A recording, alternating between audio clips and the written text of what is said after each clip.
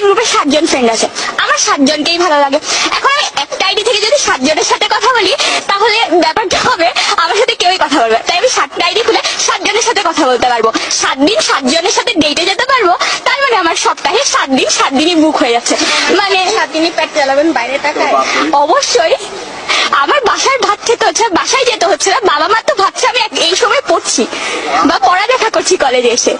হ্যাঁ, আপনার তো আইডিয়া তো খুবই ভালো। কয়টা ছেলেকে পড়ানো হয়েছে পর্যন্ত?